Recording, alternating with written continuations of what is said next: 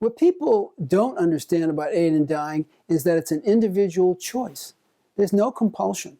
People choose to do this for themselves. So it's no compulsion for physicians, no compulsion for patients. It's a decision that an individual makes, approaches the doctor, certified that this person has a terminal illness, and chooses to do it for themselves.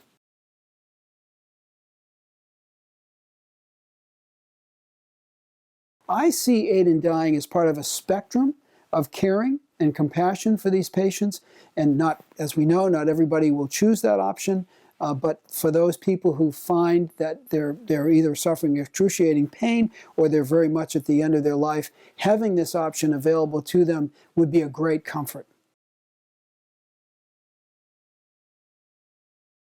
A very potent sedative, which are in currently prescribed sleeping tablets, are given in very large doses, mixed up in a sweet drink, and then 30 minutes before the sweet drink is administered, an individual takes a medication that reduces the risk of vomiting, waits 30 minutes, takes the mixed up cocktail of this short-acting barbiturate all down pretty quickly within 30 seconds or a minute, and then usually coma ensues in 20 minutes or 30 minutes and death within about 2 hours. It can go a little longer, but as long as the medicine is held down in the stomach, it usually progresses very rapidly.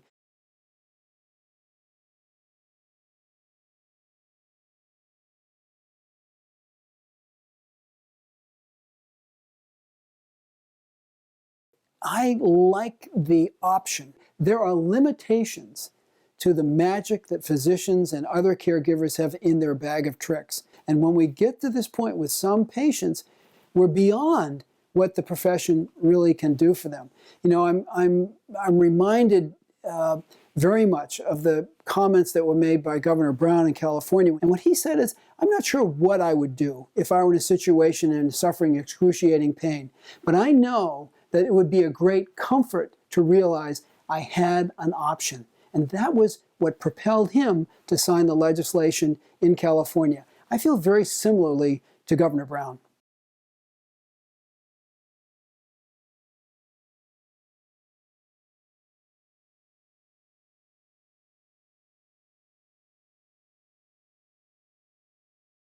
If it were just a matter of getting better at palliative care, then there really would be no need.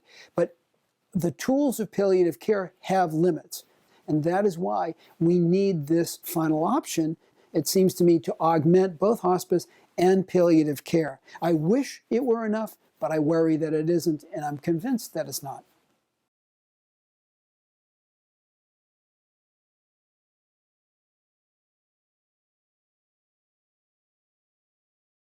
We forget that if we allow patients to suffer in a protracted way without being able to help them, in some ways enabling of suffering is going on.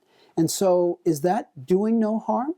So I think we need to think very carefully about making this a prohibition statement, first do no harm, as if not doing anything is not doing harm. It may be harming. It may be enabling an agonizing death to progress when there is an option that is provided in 5 states in the United States, just not here in New York.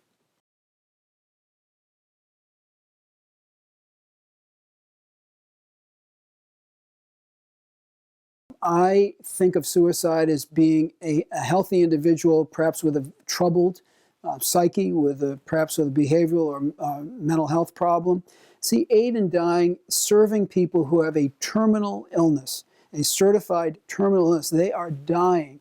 And so on the one hand, these are individuals who choose themselves to hasten their death, whereas the people who commit suicide are taking their own lives even though they're healthy. So suicide is a healthy person killing themselves. Aid in dying is a person with a terminal illness hastening inevitable death. I think there's a fundamental philosophical difference between the two areas, and I think it's important for people to understand those differences and to think of them deeply. Because if you simply put it in terms of suicide, rather than an individual patient making a conscious decision with a clear mind who is at the end of their life, I think they're very different topics.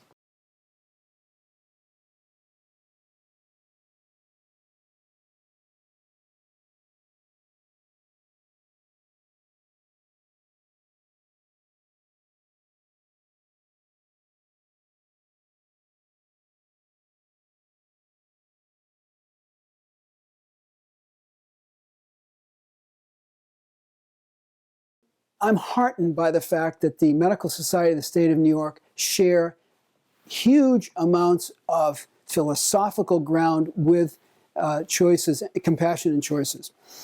In their own statement from the House of Delegates in 2015, and let me just read part of what they said. They said that the Society supports appropriate efforts to promote patient autonomy, which we support, promote patient dignity, absolutely part of the way we feel about patients, relieve suffering, sure, for individuals with severe and advanced disease. So I'm heartened by the fact that probably 90% of the way we feel and the way they feel is absolutely congruent. It's just this final step that we need to work with. So I think that we should approach them and point out how much common ground we share, and this additional element is very important. Remember that in the state of California, the Medical Society of California initially opposed this legislation, only to come around and not oppose it when it came to a vote in the legislative bodies in the state of California.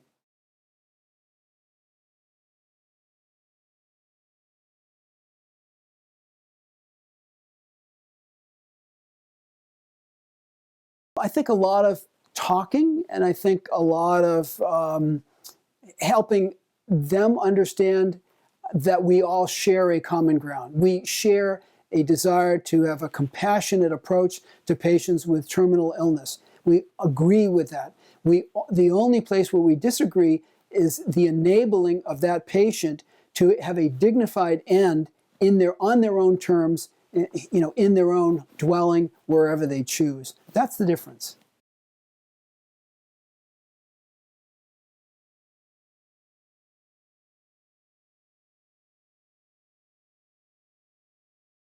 I'm heartened by the fact that the Oregon experience has failed to show any problem, any direct problem for the disabled community. I think that, and I've been involved with people with severe disabilities, people at home on home ventilation, people with multiple sclerosis and other diseases. And I've seen the level of care and love for those patients by their family members and their caregivers. We share that. We share that caring. We share the desire to have that person be in comfort and have compassionate care. So I think that we do, in fact, share a great overlap, philosophical overlap, with the advocates for the disabled.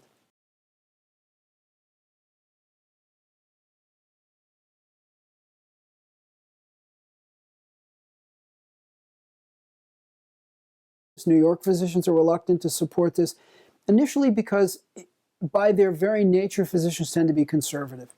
They tend to want to keep doing what they're currently doing. It's difficult for them because to have this discussion, at some point you have to face your own mortality. And that's not a comfortable place for lots of us, doctors included. I am absolutely convinced and feel optimistic about the fact that a change is coming. I also think that the boomers have shown themselves to be outspoken, assertive, and I think they have been able to express their desire for medical self-determination over a wide variety of topic areas. So I think that they're going to be pushing their doctors, and I think the doctors are seeing the momentum from Montana, from now California recently, in Vermont, as well as Oregon and Washington State. I think the momentum is in the favor of this progressing.